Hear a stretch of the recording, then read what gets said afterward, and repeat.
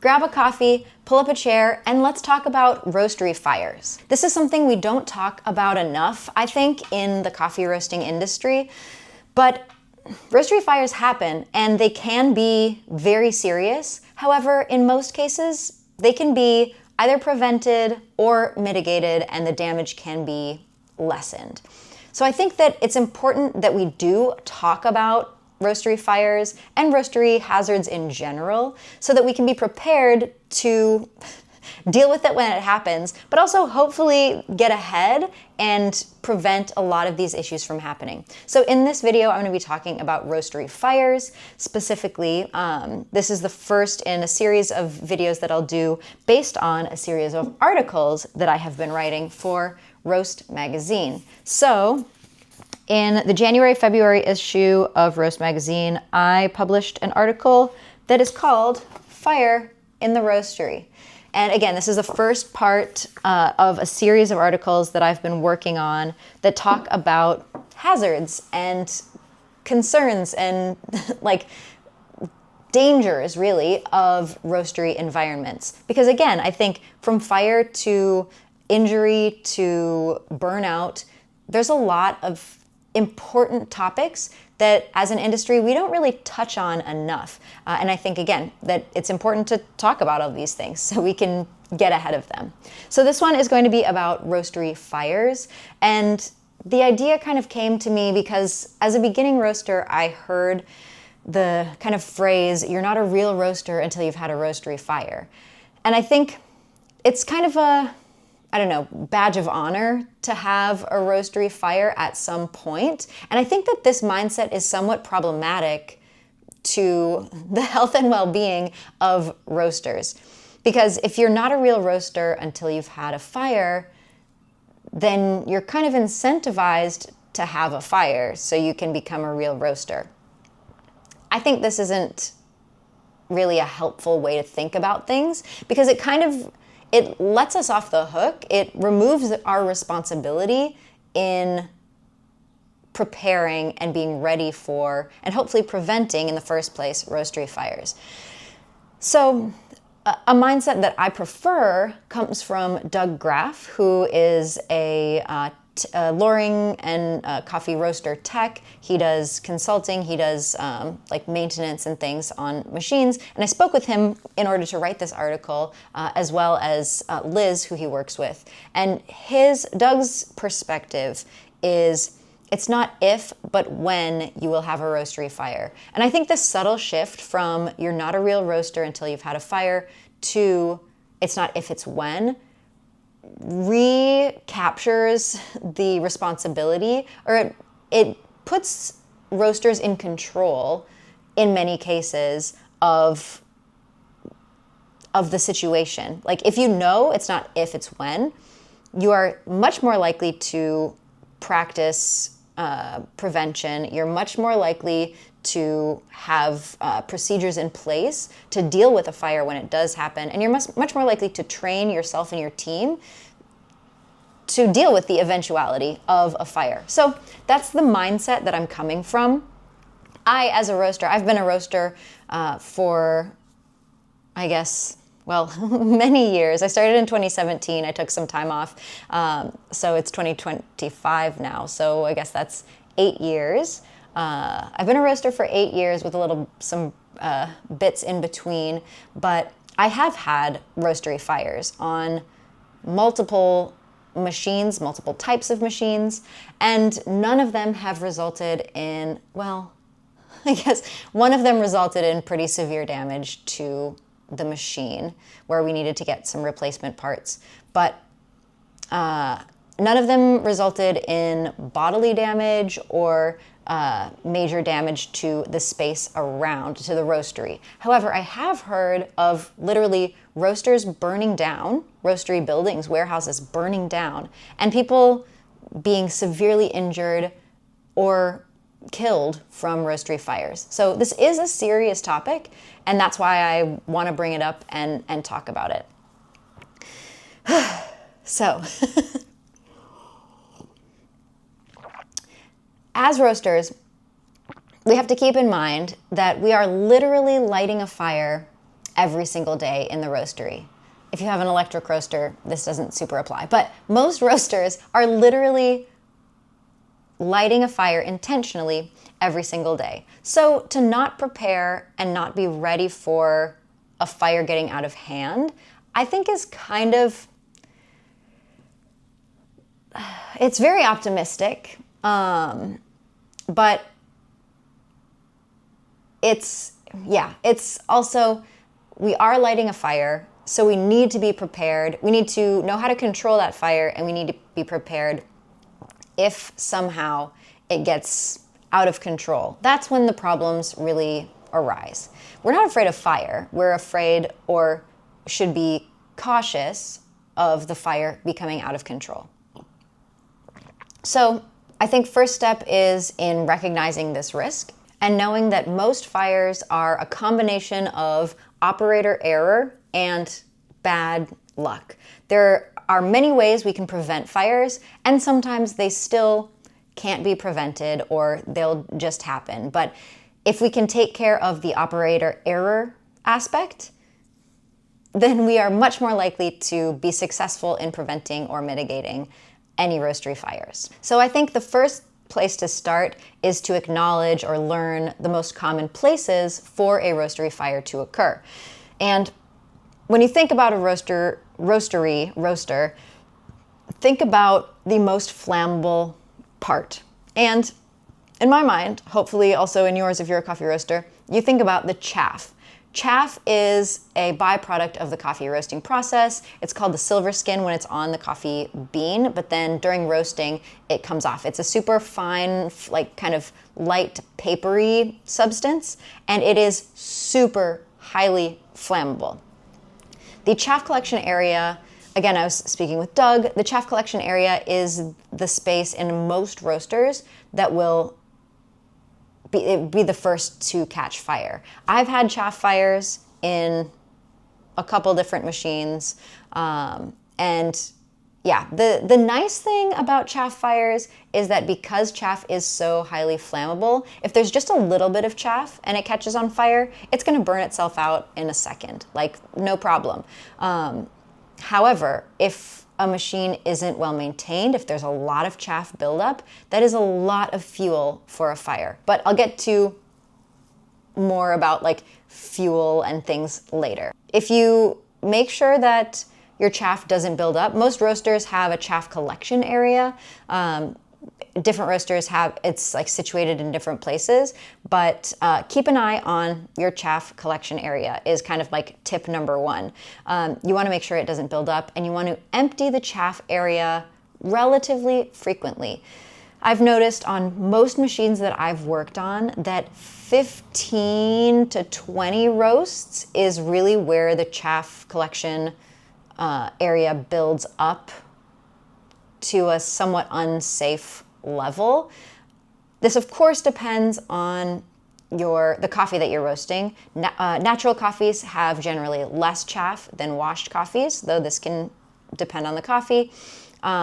Also, smaller batches will put off less chaff than bigger batches, obviously, because there are fewer beans in a smaller batch.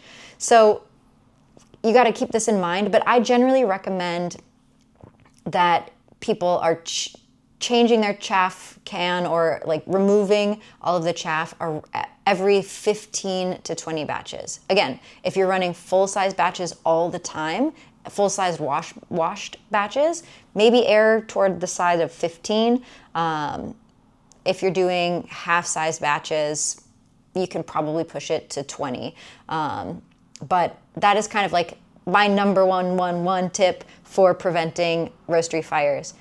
Take out your chaff frequently. Keep an eye on your chaff level. And as your volume grows, if you're a roastery where your volume is growing, keep an eye on how that chaff is building up, because it might have been, when you started roasting, you were only doing 10 batches a day and you never had an issue with chaff buildup. And then your roastery grows, you're doing bigger batches, you're doing more batches. You're going to need to change your chaff more frequently. So keep an eye on that. Another thing is do not use vacuums to empty your chaff can. If there is a small smolder in your chaff, a vacuum, and I've heard this from a few people, a vacuum can turn that into literally a fire blower, like a blowtorch of fire. Because one thing that fire needs in order to grow is oxygen. So if you're if you're sucking up burning chaff into a vacuum with vacuum pressure, which is airflow, you're literally just like hyper speed blowing on the embers. So don't do that. I recommend using like a metal scoop or also don't use another thing that is like also flammable. I would recommend against any plastic. So really metal is the best option, like a metal scoop, a metal like mini shovel to get all of the chaff out of your chaff can whenever you're emptying it. And then also in the same vein, make sure that you're putting any chaff that you're removing from the machine into a metal bucket, a metal barrel or container, not into a plastic one. I've heard from someone who didn't realize that they had a chaff smolder. They emptied the chaff somehow without realizing it, put it into plastic buckets and left for the day. And the chaff caught more on fire and ended up melting the bags, and the fire destroyed the entire place. So yeah, use metal equipment and scoop into metal containers or holders for removing chaff. And make sure to check, I would say 15 batches. If you have another recommendation for how many times or how many batches you do before you empty your chaff, let me know in the comments below. But 15 is kind of what I've found on most machines. Then the other place that roastery fires are very common, or I guess secondarily common, is the cooling tray. And this usually happens if a roaster gets distracted or you're roasting really, really dark and the coffee just like takes off. It gets really, really, really way too hot. And then you drop the batch into the cooling tray and it catches fire there. The cooling tray is filled with oxygen. And again, as we've just said, oxygen is necessary for coffee to catch on fire. If you do have a cooling tray fire, most often they will put themselves out if you remove oxygen or like the fuel source, which is the beans themselves. So really also like the heat. If you can cool them down but not have the cooling tray.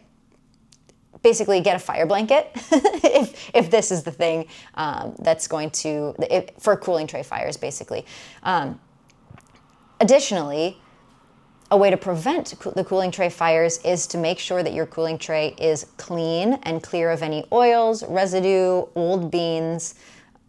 Really preventative maintenance, preventative cleaning in this case goes a really long way because you want to remove any additional fuel. Coffee oils are also quite flammable. They're harder to start on fire than chaff, but when oil, I mean, it's an oil fire at that point. When oil lights on fire, it's very hard to put it out. The other thing, of course, is to stay focused while you are roasting, especially if you're roasting darker roasted batches, so you don't miss gas changes, so you don't forget to, basically, I've heard of roasters who get distracted towards the end of a roast, the coffee just runs off, and then they realize too late that the coffee has gotten way, way too hot. So stay plugged in, stay aware while you're roasting. You shouldn't be really like multitasking so much. The other places that roastery fires might happen are in the stacks and the ducting. Again, this would be the case of coffee oils, coffee buildup that catches on fire. To prevent this, you really should be doing annual maintenance, annual cleaning of any stacks and tubing to make sure that they stay clean and to make sure your airflow is maintained. And then get the right ducting for your roaster. Don't skimp on the ducting. I've seen some roasteries where they spend, tens, if not hundreds of thousands of dollars on the machine, and then they get the cheapest stack, the cheapest pipes, the cheapest setup, roof setup. I don't know what it's called when the stack goes out the roof. I think it's just a chimney, I guess. They skimp on that, but that's just setting yourself up for disaster, really. You need to make sure that you have ducting that is rated for the heat of your roaster, the size of your roaster, and I believe most roaster manufacturers will give guidelines or parameters that you should follow. Do not skimp on your ducting. That's your airflow. That's the expulsion of exhaust. Make sure that your ducting is rated for your machine.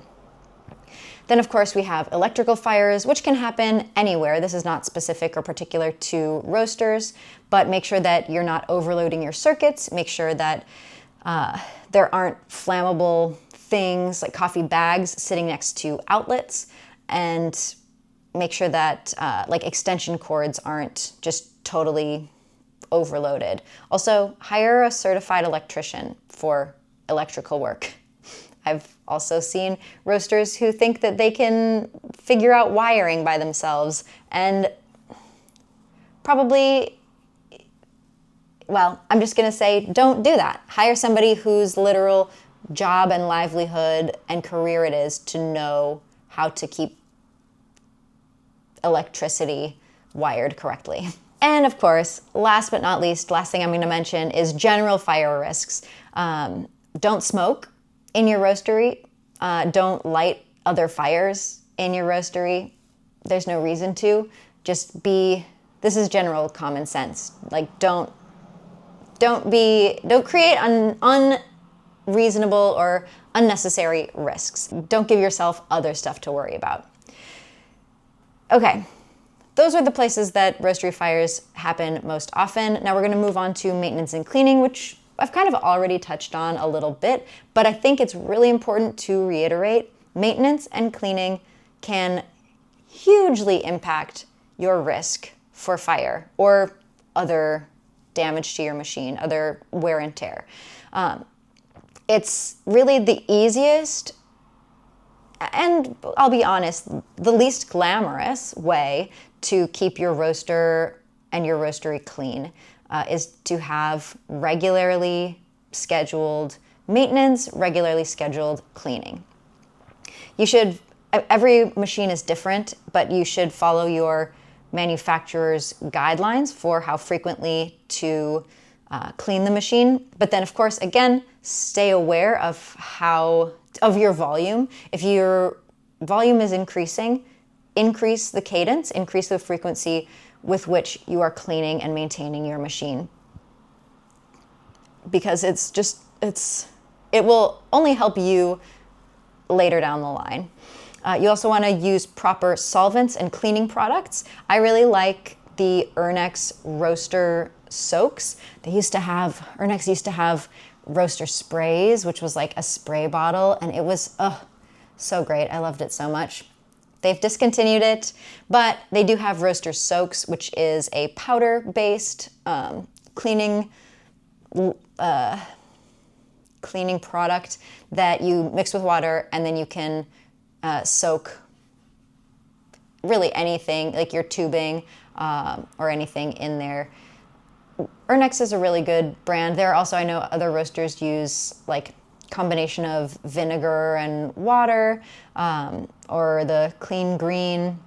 If you have roaster cleaning products that you suggest, let me know in the comments below, because I would also love to know more, a wider variety of what people use. Just make sure that it is like food grade, because your machine is putting out food. Even if the thing you're cleaning isn't touching the beans, I think it's best to use food grade cleaning products. Also make sure that when you are cleaning, that your machine is fully cooled down. Don't clean a hot machine. Ooh, that's a good rhyme. I might have to put that on a t-shirt. If you want that on a t-shirt, let me know in the comments below as well. But anyway, Cleaning is super important because we've said oxygen is necessary for fire to burn, but also fuel is necessary for fire to burn. The more buildup you have, the dirtier the machine is, the more fuel there is to fuel the fire. We want to eliminate that as much as possible. Okay, mitigation techniques. Layout of your roastery is very important. Make sure that there aren't things, especially extra chaff bins or jute bags nearby your roaster or other flammable things nearby your roaster where the fire will be. Common sense, but keep things that are flammable, really just keep everything away from the fire, away from your burner. It just makes the most sense. And then I would say there are a few things that you can do to get yourself prepared for a fire. The first one is to keep heat-resistant gloves nearby the roaster. And I recommend, I have smallish hands and I've worked with people who have much bigger hands than me. I recommend having a pair of gloves at every roaster that fits every person who might be operating that roaster. Because I don't want to, if a roaster fire starts, I don't want to be scrambling to put huge floppy gloves on my hands where then I can't, grab. Or if my coworker who has much bigger hands than me tried to put on some tiny extra small gloves and then they can't address the fire because we don't have the proper equipment. So get heat resistant, anti-flammable gloves that fit everybody who might be nearby during a roaster fire. Get fire extinguishers and get way, way, way more than you need.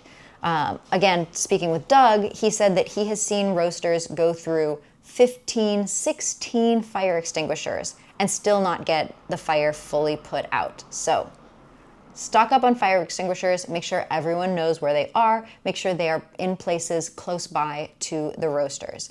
Another thing, again, that Doug really mentioned was water can be a much better solution to putting out a roastery fire than a fire extinguisher.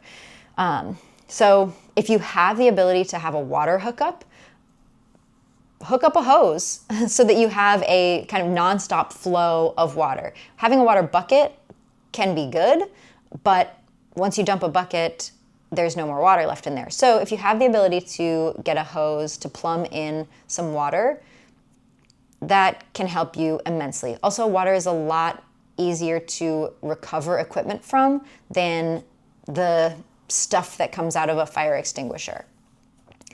So yeah, water, when possible, fire extinguisher, and many more than you think you need if water doesn't work. I would say water especially works well in the chaff area or in the cooling tray. If it's an electrical fire or the oils catch on fire, water is probably not your best option. Then you should use a fire extinguisher. Also, get properly trained in how to use a fire extinguisher and when to use a fire extinguisher. I want to make clear, I am not a firefighter. This is not definitive firefighting advice. Take my tips at your own risk, at your own discretion, and use what works for you, and then learn more, go deeper to figure out what you really need to do to protect yourself and your team. Anyway, that leads me to, if the fire is bigger than you can manage, if it's starting to get out of control and you don't know what to do, call the fire department. Don't be afraid to call the fire department and have the professionals take care of it. Most roastery fires, in my experience, don't require the fire department because they can, if it's chaff, it often can be put out with water. But again, when in doubt, call the fire department if you really need. Those are things to do, if a fire is to happen. Prevent, what to do, equipment to have if a fire is to happen. And then preparation is really another important piece to this. you want to make sure that your whole team is aware of what to do if a fire is to occur, who they should notify, what they should do, first steps. Make sure that developing a SOP, standard operating procedures around this is a really, really good thing for all roasteries to have. And then making sure that everyone is trained on it, especially new hires, especially roasters, especially anyone who's going to be in the warehouse nearby the roasters who could be responding to a roastery fire.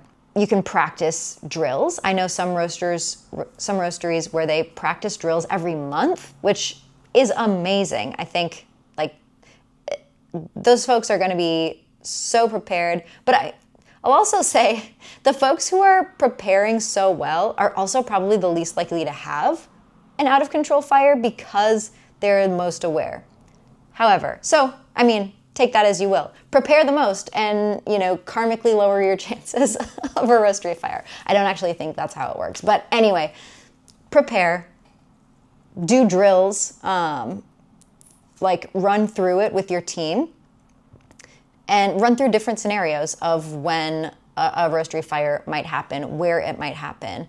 And then that also prepares everyone to stay calm if a roastery fire is to happen. Panicking in an emergency is often not the best, doesn't result in the best outcomes. So if you can practice and make sure everyone knows where fire extinguishers, water, heat-resistant gloves, where everything is, even a phone to call, and the fire department number. Make sure everyone knows those things so that you can stay calm. Wrapping it up, overall, being a coffee roaster, we're working with fire every single day. That's not the problem. The problem is if the fire gets out of hand and if we are not prepared to deal with it. This, again, I think is super important to talk about because it's not just, as I said in the beginning, it's not just if, it's when. So if you know something is very, very likely to happen, preparing for it so that you are aware and in control when it does happen is really all that we can ask for. I want to encourage everyone to be healthy, to have a longevity in their roasting career, and making sure that we are confident, calm, collected if or when a fire is to happen is really a way to go about that. It's a way to wellness and longevity in the roasting industry, in our careers. And with that, I want to know if you have had a roastery fire in your roastery. Let me know in the comments below if you have. Let me know what happened. Were you prepared? Were you freaking out? Were you able to handle it? And did that prepare you better to handle it next time? Then, if you haven't again read my article in the January-February issue of Roast Magazine, check that out. I also have, as I said, this is the beginning of an entire series on roaster health and wellness. The next article in the February, March, April issue was about acute hazards or acute injury and accidents. Again, we're going on this theme of roaster wellness. Then I have the third article is about chronic illness and disease relating to roasters. Fourth article is about air quality and respiratory illness and issues for roasters. And the fifth article will be about longevity, burnout, and kind of the mental health, mental strain aspect of being a roaster. So if you don't have a subscription to Roast Magazine, this video is not sponsored by Roast Magazine, except for that they paid me to write these articles and let me publish them. So, I almost have the same look. Wow, cute. Anyway, check out Roast Magazine, read those articles, let me know what you think about all of this, and yeah, let me know if you're taking any precautions in your roastery to prevent, mitigate, and prepare for roastery fires. Remember, it's not if, it's when. And with that, thank you so much for watching. Make sure to like, subscribe, and hit the notification bell for more coffee and coffee roasting content. And I'll catch you next time. Cheers and happy roasting.